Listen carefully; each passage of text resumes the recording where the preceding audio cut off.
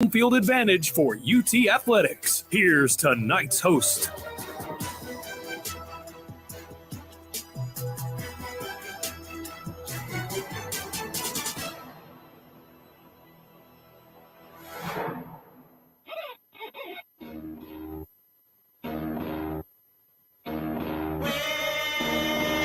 Yeah. And welcome into your Wednesday night edition of Rock Solid Sports here on WUTK The Rock, 90.3 Rock for 41 years now. This is your host, as always, on Wednesday night, Chris Clark, along with Alli Seaton, doing her first co-host of the semester as a Rock Solid Sports member. How's it going, Alli? I'm very excited to be here, and let's just see how this show goes. Absolutely, and we are down here. Want to make sure we throw this out there for everyone. We are down here at Fieldhouse Social, as we are every week. Fieldhouse Social, our Wednesday night sponsor. And honestly, I know, Alli, you said you wanted to read our sponsor reading, correct? I would love to. Yes. Well, while you're here, go ahead and read that off for us. Let everyone know how great Fieldhouse is. Rock Solid Sports Wednesday night show is sponsored by Fieldhouse Social, 2525 University Commons Way, for their support. American Craft Food, Beer and Cocktails, a 21-foot digital big screen TV indoors and putting more TVs throughout the restaurant, and a back patio. Open at 11 a.m. Wednesdays through Sundays and open at 4 p.m. on Mondays and Tuesdays. All right on. Getting her feet wet as we move along. And, guys, we have a loaded show for tonight. I want to throw it real quick to our people back in the studio. We got Riley back there. We got Dylan back there. And we got our guy Dominic back there. What's going on, fellas? It's going. Happy Wednesday. Obviously, I'm disappointed Ice Bears Wednesday is over, but we have something new that we are going to try. Looking forward to it. Yeah, and I have a feeling it might just be a little bit better than Ice Bears Wednesdays, at least from a soccer fan's perspective. All right, you're biased towards your stuff. I'm biased towards mine. I'll allow it. How about you, Riley? How you doing on the other side of the glass?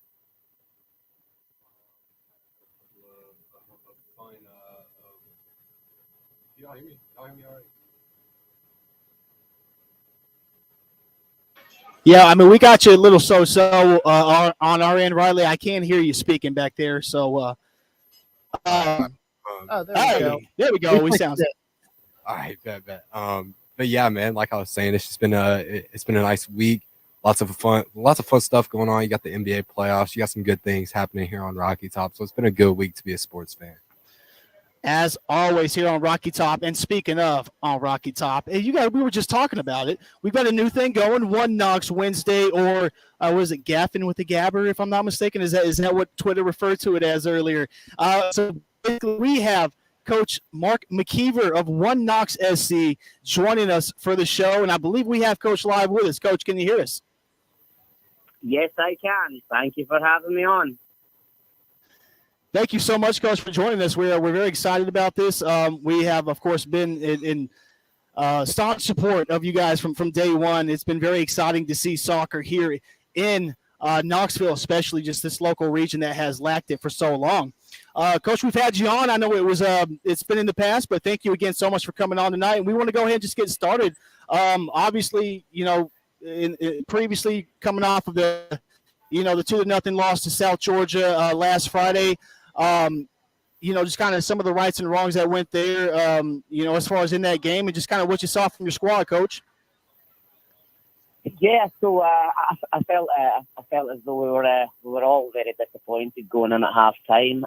Even though the scoreline was 0-0, we didn't feel as though we performed well off the ball, which is a term to defending, and we were very, very average on the ball, which is a reference to the attacking. So we weren't getting it right in the first half. We were wrong in the press and our connections from player to player. But we discussed some things at half time, and the boys came out in the second half, and I thought we were absolutely fantastic. I felt we were on fire.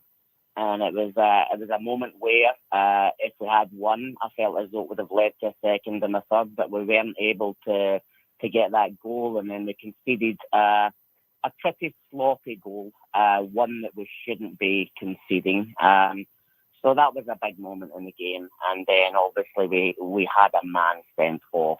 And when you go down 10 versus 11, it becomes a little bit of a chase, and sometimes a losing battle. It's not impossible, but it's certainly hard to go and force the issue. So, but 11 versus 11, I felt as though we were going to get something out of the game. 10 versus 11, it was just an unfortunate tackle made. It was an accident and a fair decision at the time, but there was certainly no malice in the challenge.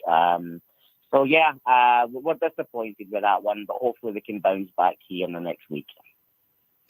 Yeah, sure, definitely a play that's been that was interesting, and it certainly has been talked about. So good to hear from you on that, Coach. And I mean, let's just go back to the beginning real quick. I mean, again, this is your second season now here in Knoxville. I mean, what's the season been like in season 2 so far? Like your approach to the season, has there been any change or any difference in the way that you came into this one versus last year? Just kind of give us some thoughts on that. Yeah. So last season, obviously we were in an amateur league, and the dynamics of the squad are very different. The dynamics of the season is completely different. Now we have a 10-month season, and it's 32 games as opposed to a 3-month season with 14 games. So everything we're doing right now is building. Everything is new. The facilities that we're using are changing. They're new. The players are all new. The team's all new. The coaching staff all new. There's some relationships in there, but I think everything is so new. And basically, what we're trying to do is just build the foundations right now. We're trying to create the strongest foundation that we can, so that one Knoxville in 3 years' time, in 5 years' time, in 10 years' time has the stability to keep growing as a soccer club or a sports club. And that's obviously from the first team to the professional team all the way down to the grassroots and the kids soccer. So every day is a new day. Every week brings a new problem to solve, but that's okay. We're willing to solve it as a group, and we're going to keep on solving them until we get it right. Yeah, that's great to hear. And with building a new team from the ground up, really, what are some of the exciting parts of being able to do that and getting that unique opportunity? Yeah, so for me, I've spent the last 17 years in college trying to facilitate young men to get into the professional game, and I had a decent record now. But it's a new dynamic now with creating young men in the professional game and trying to get them to be the best versions of themselves that they possibly can be. So the exciting part for me is obviously working with a squad that is filled with high level from, number 1 to number 22 or 23, I should say. And so that's the most exciting part for me is to try new strategies, new techniques, new formations, which will be coming along here pretty soon. But I think the biggest thing is to help the young men in our network achieve their potential. So that's my job is to provide a pathway for these young men to be the best that they possibly can be. So that's the exciting part for me. The biggest thing is, again, as I look at 5 years down the road and 10 years down the road, hopefully I'm still here, right? And I don't mess it up royally. But the opportunity to create a legacy and to create something special within the community, I think that's the biggest excitement that I have personally. Creating a legacy is always a phenomenal thing to do. And with One Knox, tactically, you referenced some new formations potentially coming up. When you have the team clicking, what would you like to see out of the lads? What kind of team do you want to run? Yeah, so, my system is always set up to score goals. And unfortunately, the system is providing everything right now but the final product, which is the goals. And you can't teach kids how to score goals. You repeat the techniques and we have the players to score goals. It's just not clicking just yet. And I believe 100% we will score the goals. So I think if there was one thing that one stamp on my teams previously is that we have, number one, we've had possession of the ball. Number two, we create an exciting brand of soccer where we're probably going to outpass our opponents. And to date, we've been number one in the league for possession-based soccer. And I think every every game we have outpassed our opponents by almost 100 passes, some even more. So that part it shouldn't be so strong right now, but it is.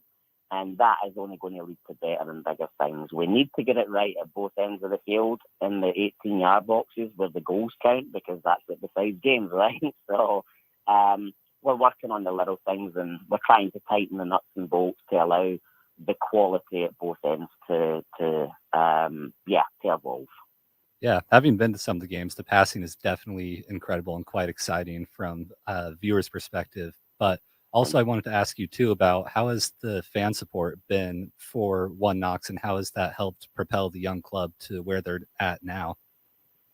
Yeah, so I think for me, you asked me what's exciting about the team, and I think that there's lots of things inside the team that are really exciting, but the thing outside the team, outside their locker room that excites me most is the fan base. It's incredible, it's just been astounding to walk out there and to see the fans, and even losing to nothing, you walk away and you think it was a special night because of the people, and the energy levels. A moment that stands out is that I was so sad and depressed and miserable after that game. I just come off a flight from Scotland on Thursday. I was away doing some professional development, so I was pretty miserable and I was tired and I was exhausted, and obviously you added the heat into that, and I was in a little bit of a bad place. But I walked out after the game and I saw hundreds of kids waiting to see the players, and the players going up and embracing the kids, and our owner came in and asked 3 of the boys, guys, can we go out and appreciate the fans and sign some autographs, and every one of the boys stood up and went out, not just 3. So again, special moment. And it definitely lifted me. You're able to kind of take yourself away from the sports aspect and just say, well, we're still making people happy around about us. Even though we lost, they still want the autograph signed. They still want to be a part of it. They're still wearing their jerseys. You drive down the highway and you see the One Knox stickers and the jerseys and the hats, and it's a wonderful, wonderful situation to be involved in with such a magnificent crowd. I love it. I have a quick question for you, Coach. I saw that you guys are having a stadium built soon to be, hopefully in 2024, that might be shared with the Smokies baseball team. How excited are y'all for that? Yeah, I mean, that'll be a kind of icing on the cake scenario. I think we're grinding it out right now, and we're changing facilities in terms of training environment, which probably is going to continue to happen. But having a stadium that is a soccer, not soccer specific, is obviously dual sports, but having something like that is brand new in downtown, I mean, it will be extreme. I feel it would add the bells and whistles onto everything that we've already created. So yeah, extremely excited to have that as a possibility.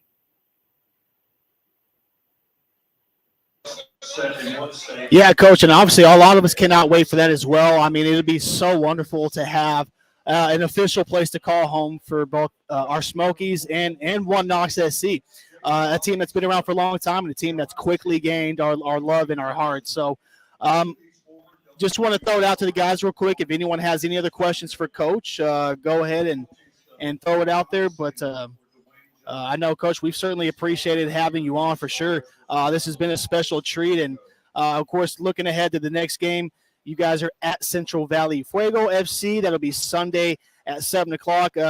Just talk to us about what you expect going into that one. Central Valley, already drew once, if I'm not mistaken. That's correct. Yeah, we tied 1-1.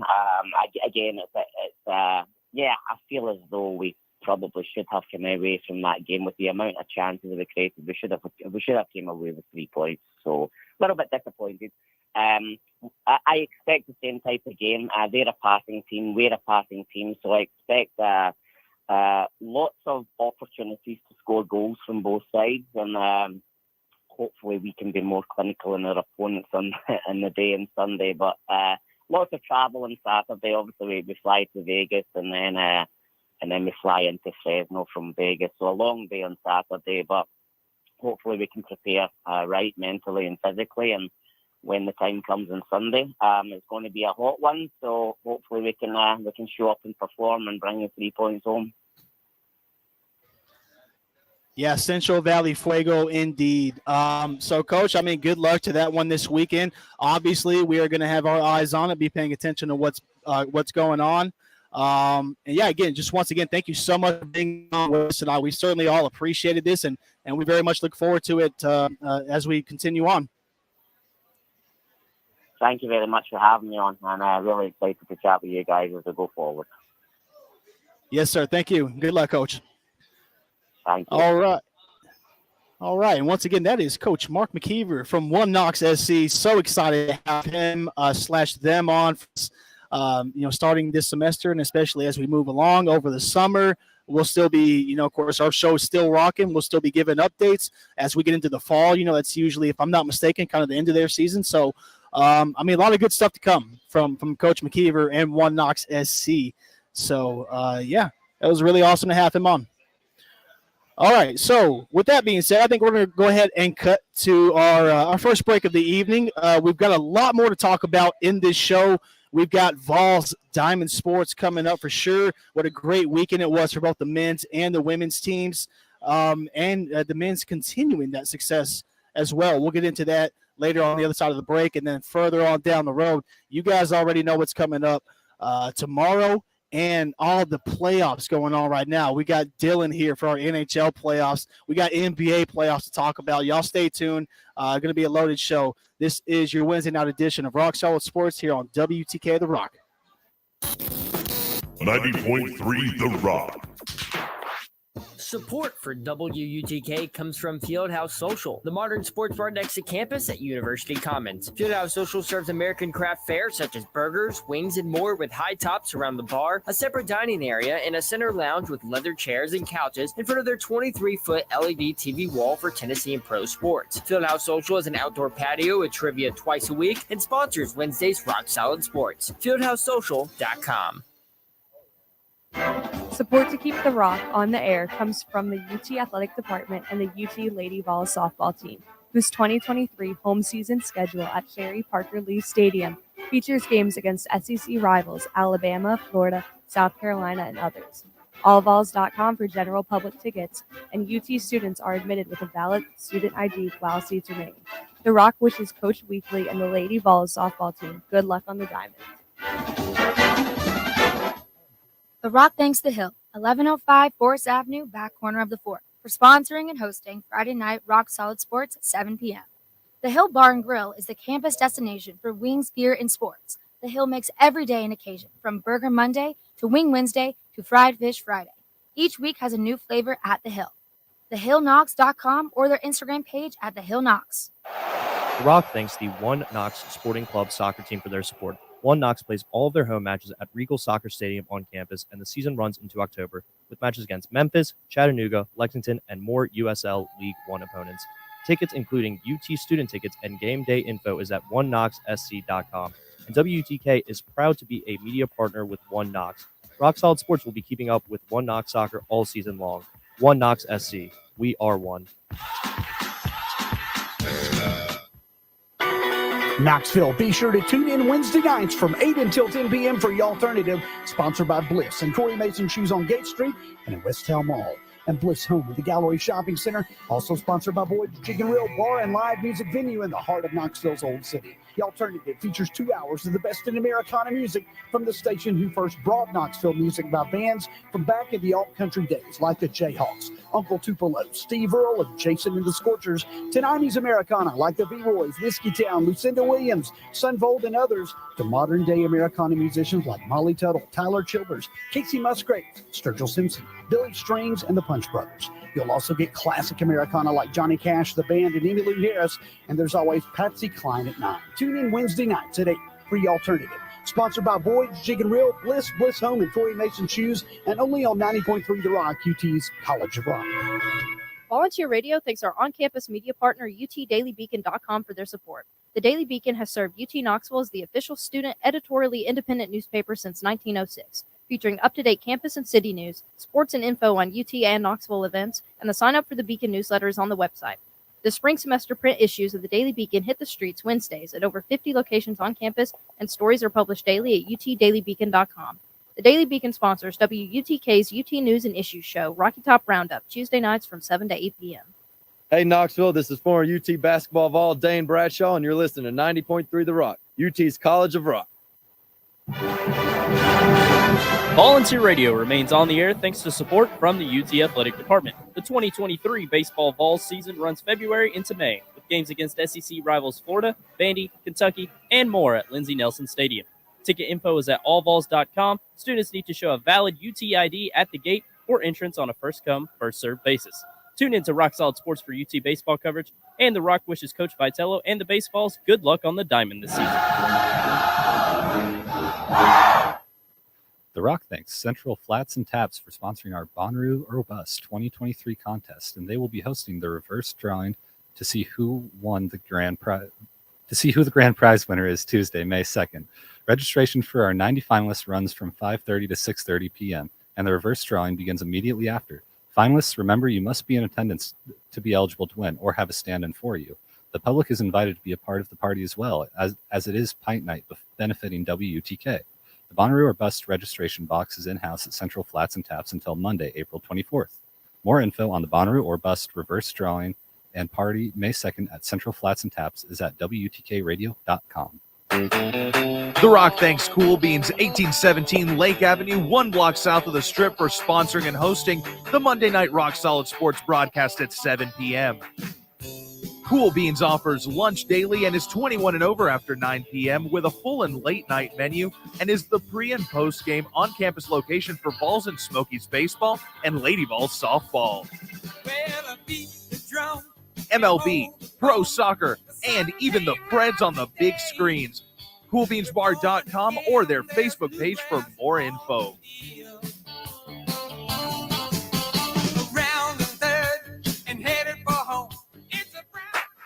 Volunteer Radio receives support from Tennessee Smokies Baseball, the AA Southern League affiliate of the Chicago Cubs, whose 2023 regular season schedule features 6-game homestands Tuesdays through Sundays at nearby Smoky Stadium in Kodak against the Chattanooga Lookouts, Mississippi Braves, Birmingham Barons, and more.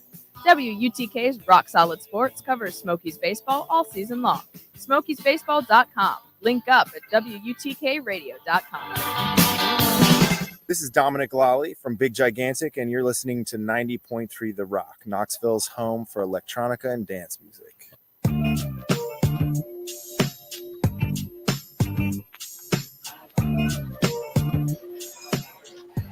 All right, and welcome back to your Wednesday night edition of Rock Solid Sports here on 90.3 The Rock. Rock News for 41 years. It's Alli. We're back from Fieldhouse Social, coming off of a fantastic interview call with Coach Mark McKeever of One Knox SC, and just how cool that was to have them on our One Knox Wednesday segments, which you guys can look forward to as we move along. I thought they were called Gaffin with the Gabber. Gaffin with the Gabber. Yeah, that's what they refer to. Y'all got it wrong. Like Y'all got it wrong. I'm just going to point out real quick. It's the gaffer. The gaffer is the term for manager in soccer. It's Gavin with the gaffer. Let's at least get it right. We're going to say it. Everything I know about soccer comes from Ted Lasso. I'm doing my best. I feel like they probably talk about the gaffer and Ted Lasso. I mean, that's a common hockey term. Yeah, how much of Lasso have you watched? Hey, at least I'm being quiet, not getting it wrong. Yeah, I'm caught up on it completely and doing my best. Well, we certainly appreciate it, Dylan, as always. Yeah, you understand how some people feel when you're doing your hockey segments. Yeah, no, it's really cool. Let me just shout them out real quick. 2525 University Commons Way. Thank them so much for their support. Thank you, Fieldhouse, for everything you do for us. American Craft Food, beer, cocktails. This gigantic 21-foot digital big screen TV, which Alli has had the pleasure of seeing for the first time tonight. And plenty more TVs throughout this restaurant and back patio. Open at 11 a.m. Wednesdays through Sundays and open at 4 p.m. Mondays and Tuesdays. Again, that is Fieldhouse Social. There are so many TVs. There's a lot of TVs. Good assist on that transition, dog. That was nice. It's like Wade to Braun. Yeah. That's exactly what it is. Yeah, almost Lob City over here. No, that's not the Heat. I know. Anyway, we're getting to it, man. We got a lot of diamond sports going on. These baseballs have given us something to be proud about, something to love and appreciate watching, and we couldn't have asked for a better opponent for them to have done it. Over the weekend, your baseballs absolutely blowing the doors off the doors. A combined 31-9 shellacking over the weekend. Now, the first game, it was a little tight. 4-3 inning, if I'm not mistaken. That one had us on our edge of our seats, that one. The next two games were just really joyous to watch. So, I mean, I know I'm thrilled to finally see the baseballs looking a little bit, at least, like last year's team, and what timing to do so. Yeah, blowing the doors off the doors. I liked that. That was nice. But yeah, it was nice to see them finally do what we know that they have the capability of doing, right? The offense looked good. The pitching was much, much better than it has been. So seeing them take that step forward against a difficult opponent like Vandy and at this stage gives you a little hope that maybe these guys are starting to settle in. Maybe the bats are starting to heat up. And if they can continue that success into this weekend against Mississippi State, I think you've got to look at, like, maybe the Vols are back. Maybe they are. You know, honestly, I'm kind of right there with you, because that just felt like the lucky break. Not even lucky break. The team just did things right. It felt like the break the team needed to get back to the baseball that we're used to seeing out of these Vols. I mean, it felt like seeing the team come alive again and come back. Like, we saw the return of all these different traditions too, all the fun in the dugout. Like, it's Vol baseball. It feels like it's back. Yeah, I mean, excuse me, guys. Yeah, we're just, again, sweeping Vandy over the weekend. Not much else we could have asked for. To see the bats finally going the way it should be, the pitching. I mean, we know the pitching has been there throughout the season, but especially for the bats to catch up to that. And, I mean, this could be a turning point. You're talking about Mississippi State coming up, and I know that, you know, Mississippi State, not the defending champions, but from last year, right? And so there's still that connotation that comes with playing them. And we know that this is a team, if Tennessee can build off this Vandy win and play Mississippi State with that same fire and enthusiasm, it could get dangerous. I mean, we saw Ole Miss last year start to flip the script as we started to get closer to the SEC tournament and what they were able to do. Now, I mean, could this be the same thing? Who knows? But it's at least nice to see, and it's nice to know that we can just reference even back to last year and say a team has been through it, been through the tough stretches, been through the grind throughout the season, has finally started to find something. So again, very nice to see. And let's also mention 19-1 dub over Bellarmine yesterday. Bellarmine, however it's pronounced, doesn't matter when you get beat by 18 runs in baseball. I mean, you just saw the crew continuing to do what they do. Go ahead, Dylan. One thing I want to say about that is obviously blowouts like that are very emotionally wrecking for whoever's on the wrong end of it. I just want to give a shout out to Bellarmine for not just losing it emotionally and just staying absolutely professional the majority of the time. I know our student section can be one of the most brutal in all of sports, but they kept their cool. They didn't have a problem with anything anyone was saying. So just massive hats off to them for just holding it all in, no matter how much it sucked. Yeah, who was that was giving the Bellarmine team a hard time yesterday? There was some guy out there just wouldn't shut up the whole game. I think it might have been our very own Dylan Becker, if I'm not mistaken. Yeah, it might have been that guy. It sounded a lot like him. Yeah, I might have had an army of friends that we were all just having a good time. I mean, it's 19-1. What are you gonna do? I guess chirp. Do the same thing we did last year. Again, this is what we're talking about here. It was nice to see. Granted, a super lower level opponent. No offense to Bellarmine, but compared to SEC baseball, we're talking different story. It was nice to see a team be able to come in that Tennessee really should be beating and beat them. I don't know if we expected 19-1. I don't think anybody did, especially after the Tennessee Tech game going back. One of you called them little brothers. So yeah, after that tough game. That's actually something I want to bring up. Isn't the mercy rule only a thing for SEC play?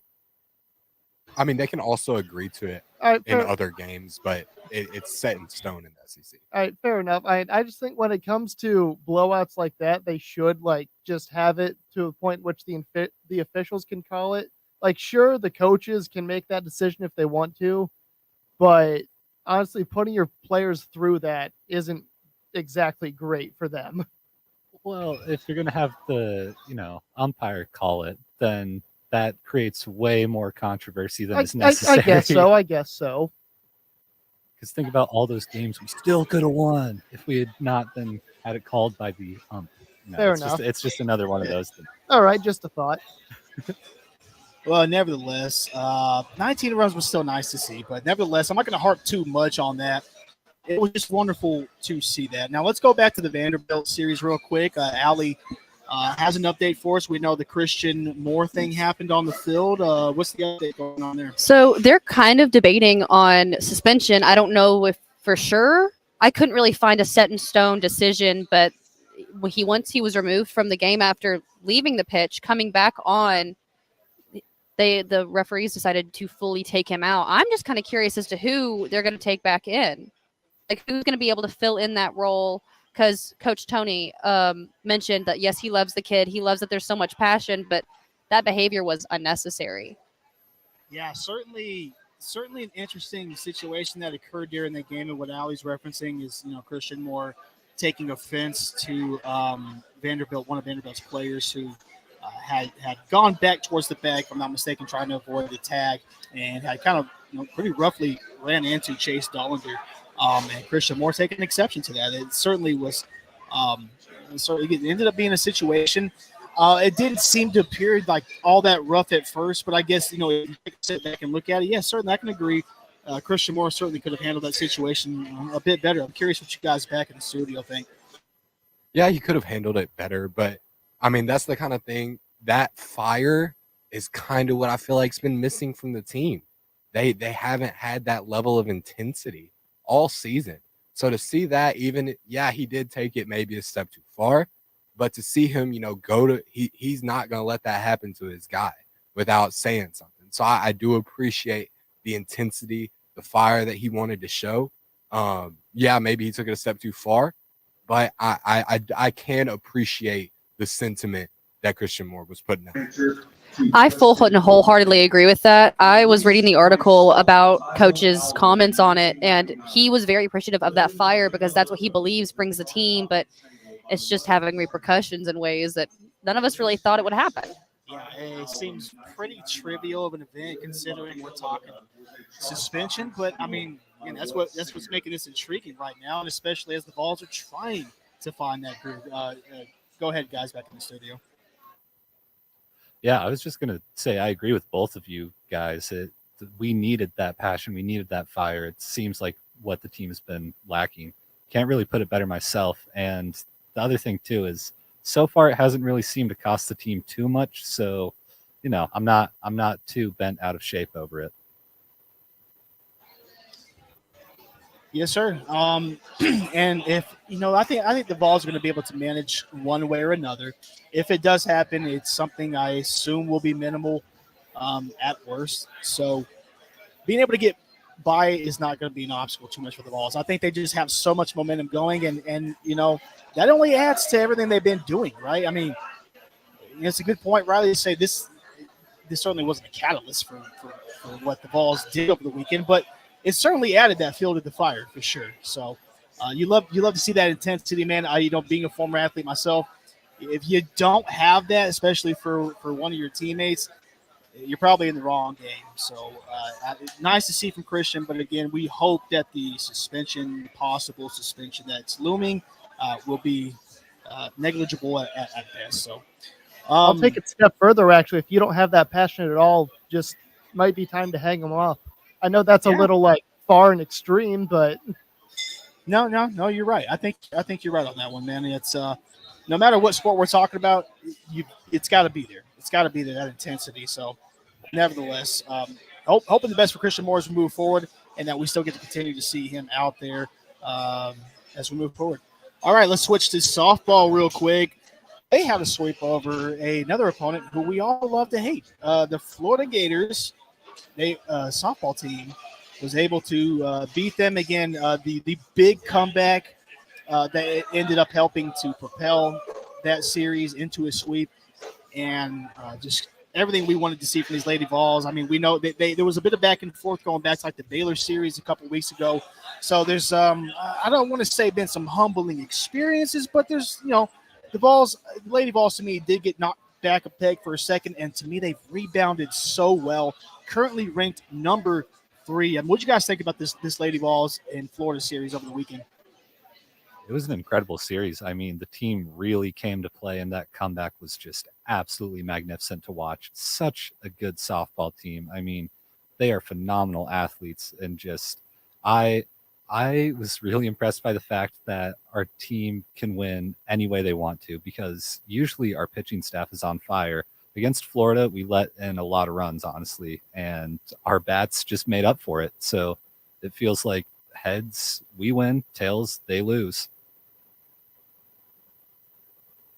Yeah, who was it that one of our guys, or I don't even remember, somebody here said I was walking through campus and I heard a cheer come from the direction of the softball stadium. I figured Kiki Malloy hit another homer, and I checked my phone, and sure enough, like that's kind of how it felt. And to see the level of intensity that they're playing at, that's kind of what what we've wanted to see from the men's team. They've had it all season, that intensity, and I think now that the men's team is starting to catch up, you're starting to see like this is what Tennessee Diamond Sports is, and the softball team has set that standard this season. I have been so excited every time I get the little update from our Twitter, Vols Twitter, while I'm even at work. I've gotten like kind of scolded for like looking at my watch, just seeing all of these amazing updates and seeing how hard these girls are playing and fighting. How do you get scolded for being a true fan, man? You know, all I gotta do is show you UT athletics. I'm good, boss. That's all I'm doing. I mean, yeah, hey, I didn't get water quick enough. Oh, gotcha. Well, nevertheless, softball team certainly rebounding very well. Playing at Arkansas this weekend. Kiki Malloy, our own sports director, Joseph Bonanno, saying probably one of the most pure hitters in Tennessee baseball history. Softball, of course, as well. If I'm not mistaken on that, I don't want to misquote Joseph, but nevertheless, she has been just something else for this team, has really helped to propel them to where they're at.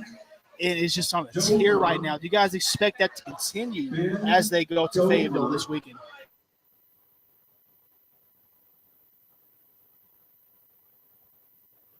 Yeah, I would expect that to continue. No question about that. This team, they don't stop for much. I mean, you've had a couple bumps in the road, but generally they've been consistent in getting in there and doing their thing, just playing their brand of softball. No matter where they're at home, away, they go out there and they set the tone. And I don't expect that to change this weekend, not at all. I would imagine that they continue on their tear. Yeah, I'm in agreement. I think that the Lady Vols have proven to be a bit of an unstoppable force, it seems. And what I want to look forward to and what I want to see out of them this weekend is I want to see the pitching staff get back on track a little bit, which I'm absolutely sure they will. So I really have no complaints with this team. I just feel like they're a steamroller and they're bound to win every single game. Yeah, that pitching certainly been on fire. At least was at some point. And I think it's you're going to have these lulls during the season. That's going to happen for sure during that. So nevertheless, we expect to see a lot from our Lady Vols this weekend. Hoping they bring back a series dub versus those Hogs. And we'll just we'll keep our eye on it for sure as we move forward. All right, we're going to go ahead and wrap up our Diamond Sports segment. We've got a nice and loaded pro sports segment. Again, we've got NBA and NHL playoff talk. We've got draft talks. Stick around. This is your Wednesday night edition of Rock Solid Sports here on WTK The Rock. The Rock thanks Fieldhouse Social, the Wednesday home for Rock Solid Sports, for their support. American craft food, beer, and cocktails, plus a 25-foot big screen at University Commons Way. Fieldhouse Social welcomes sports fans and others alike to enjoy dishes like the citrus marinated chicken, grilled Faroe Island salmon, and smoked ribs. fieldhousesocial.com, or on Twitter and Facebook. Support to keep the Rock on the air comes from the UT Athletic Department and the UT Lady Vols softball team, whose 2023 home season schedule at Sherry Parker Lee Stadium features games against SEC rivals Alabama, Florida, South Carolina, and others. Allvols.com for general public tickets, and UT students are admitted with a valid student ID while seats remain. The Rock wishes Coach Weekly and the Lady Vols softball team good luck on the diamond. Volunteer Radio receives support from Tennessee Smokies Baseball, the AA Southern League affiliate of the Chicago Cubs, whose 2023 regular season schedule features 6-game homestands Tuesdays through Sundays at nearby Smoky Stadium in Kodak against the Chattanooga Lookouts, Mississippi Braves, Birmingham Barons, and more. WUTK's Rock Solid Sports covers Smokies baseball all season long. SmokiesBaseball.com. Link up at WUTKRadio.com. The Rock thanks the nonprofit UT Daily Beacon for their support as they present a launch party for their newest publication, Ablaze, this Tuesday, May 2nd in room 270 inside the Student Union. The celebration lasts from noon to 3 p.m., and The Rock will be there spinning tunes and will give away a pair of tickets to check out Declan McKenna in concert Sunday, June 11th at the Mill and Mine. Ablaze is a student-powered magazine publication that covers women's topics and feminist issues with a goal to empower women on campus and those within the community who share our ideals and values. More info at studentmedia.utk.edu. The Rock thanks Cool Beans, 1817 Lake Avenue, 1 block south of the Strip, for sponsoring and hosting Monday night Rock Solid Sports broadcast at 7 p.m. Cool Beans is the campus headquarters for food, brews, pool, shot starts, sports, and more fun. Tuesday night is team trivia night, and Thursday nights are for bingo. CoolBeansBar.com or their Facebook page for more info. Hi, this is Amethyst Kia, and you're listening to 90.3 The Rock, local music's best friend. Volunteer Radio thanks our on-campus media partner, UTDailyBeacon.com, for their support. The Daily Beacon has served UT Knoxville as the official student editorially independent newspaper since 1906, featuring up-to-date campus and city news, sports and info on UT and Knoxville events, and the sign-up for the Beacon newsletter is on the website. The spring semester print issues of the Daily Beacon hit the streets Wednesdays at over 50 locations on campus, and stories are published daily at UTDailyBeacon.com. The Daily Beacon sponsors WUTK's UT News and Issues show, Rocky Top Roundup, Tuesday nights from 7 to 8 p.m. Volunteer Radio remains on the air thanks to support from the UT Athletic Department. The 2023 baseball Vols season runs February into May, with games against SEC rivals Florida, Vandy, Kentucky, and more at Lindsey Nelson Stadium. Ticket info is at allvols.com. Students need to show a valid UT ID at the gate or entrance on a first-come, first-served basis. Tune in to Rock Solid Sports for UT baseball coverage, and The Rock wishes Coach Vitello and the Baseballs good luck on the diamond this season. The Rock thanks the Hill Bar and Grill, 1105 Forest Avenue in the Fort, for their support. The Hill offers a view of the Sun Sphere and World's Fair Park, as well as Burger Mondays, Taco Tuesdays, Wing Wednesdays, and hosts Rock Solid Sports Friday nights at 7. TheHillKnox.com or their social media platforms. The Rock thanks the One Knox Sporting Club soccer team for their support. One Knox plays all of their home matches at Regal Soccer Stadium on campus, and the season runs into October with matches against Memphis, Chattanooga, Lexington, and more USL League One opponents. Tickets, including UT student tickets and game day info, is at oneknoxsc.com. And WUTK is proud to be a media partner with One Knox. Rock Solid Sports will be keeping up with One Knox soccer all season long. One Knox SC. We are one. Knoxville, be sure to tune in Wednesday nights from 8 until 10 p.m. for The Alternative, sponsored by Bliss and Corey Mason Shoes on Gate Street and at West Town Mall. And Bliss Home with the Gallery Shopping Center, also sponsored by Boyd's Chicken Grill Bar and Live Music Venue in the heart of Knoxville's Old City. The Alternative features 2 hours of the best in Americana music from the station who first brought Knoxville music by bands from back in the alt-country days, like the Jayhawks, Uncle Tupelo, Steve Earle, and Jason and the Scorchers, to 90s Americana, like the B-Boys, Whiskey Town, Lucinda Williams, Sunvold, and others, to modern-day Americana musicians like Molly Tuttle, Tyler Childers, Casey Musgrave, Sturgill Simpson, Billy Strings, and the Punch Brothers. You'll also get classic Americana like Johnny Cash, the band, and Emmylou Harris, and there's always Patsy Cline at 9. Tune in Wednesday nights at 8 for The Alternative. Sponsored by Boyd's Chicken Grill, Bliss, Bliss Home, and Corey Mason Shoes, and only on 90.3 The Rock, UT's College of Rock.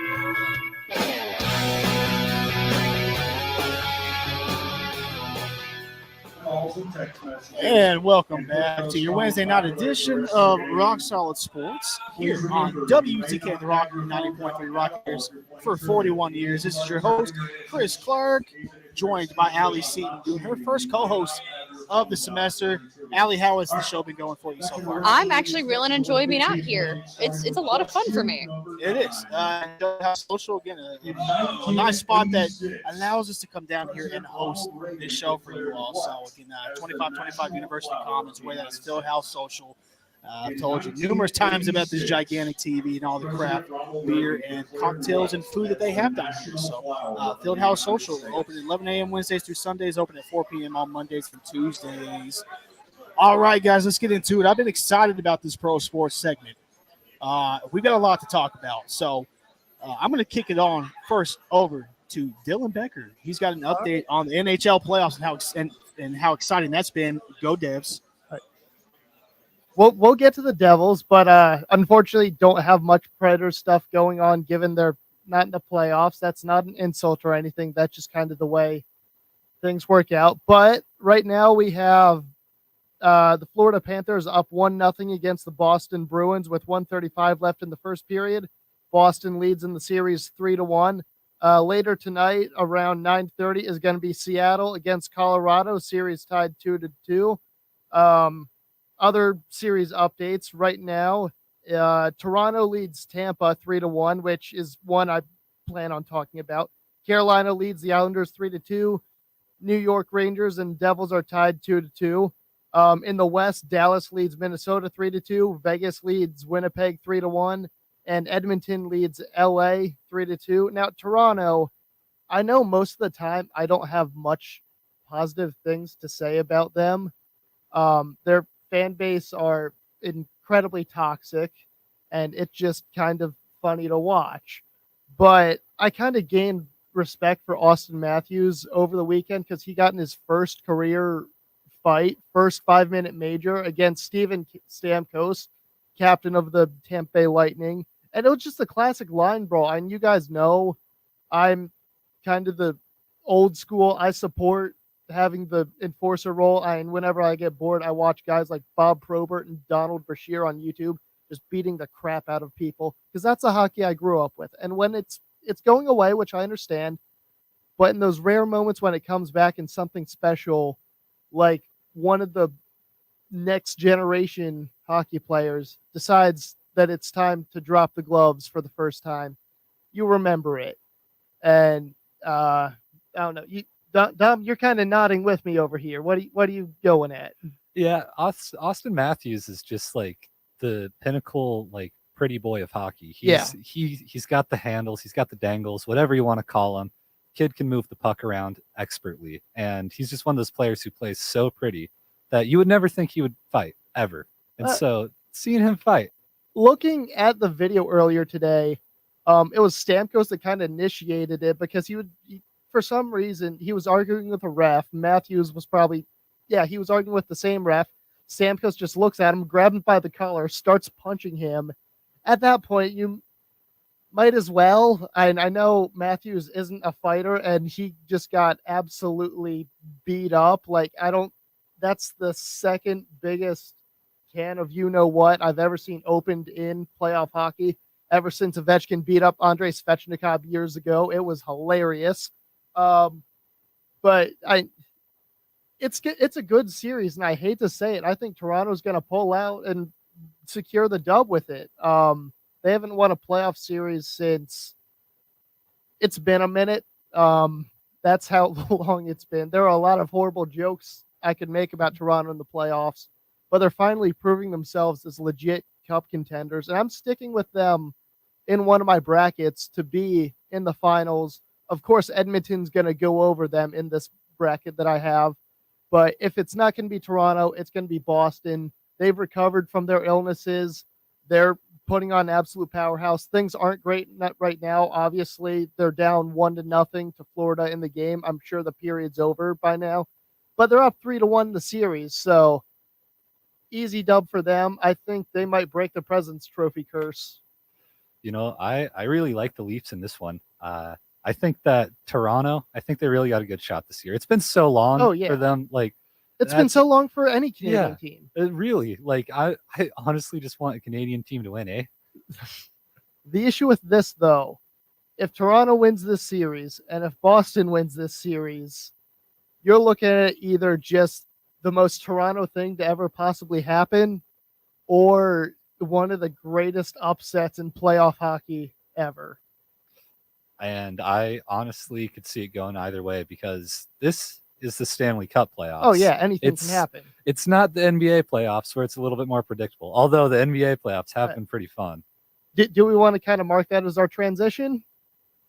I think we covered it. Yep, we could. All right, Are we talking NBA playoffs? Is that what we you're are saying? now? so. We transitioned it perfectly. Beautiful. Yeah, thank you so much for the NHL update, Devin. Devin Dillon. I'm so sorry, man. But One yeah, of I'm thinking about guys I'm that's thinking whose about name my starts with Devils. Yeah, exactly. I'm thinking about my Devils is what it is. Glad that they were able to tie that series up on the road, right? Just right across the river. We got a lot of those weird matchups. We got a couple of those in the NBA as well. Let's go ahead and dive right into that.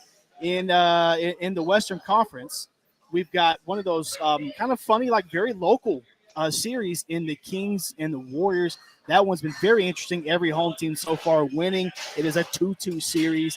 The Kings right now, I mean, we'll get into it here in a second. Are they in trouble? Are they in trouble going back to Sacramento, even though they have 2 games left? Real quick, just give you a rundown. Again, Kings, Warriors 2-2. Suns, Clippers. Suns ended up putting them out last night. They are moving on to the divisional round. Nuggets also beat the Wolves 4-1 as well. They are also moving on. I said the divisional round. The second round. This is not the MLB playoffs. So anyway, yeah, they are moving on to the second round. And we've got Lakers, Grizzlies that just tipped off very recently, and we got a crowd down here, of course, watching the game. Grizzlies right now down 3-1 as well. Let's talk about these 2 series and the Lakers, Grizzlies, and the Kings and Warriors right now. I want to hear from you guys. Is Sacramento in trouble despite having 2 home games left in this series? And I mean, can the Grizzlies they get it back to LA? I think that the Grizzlies, that's the one I kind of want to focus on because they've been almost imploding a little bit. I mean, Dylan Brooks won't talk to the media. Everybody loves to see it. And Braun, he's got him down 3-1. I don't think Braun is going to let a team come back from 3-1. He's done it himself.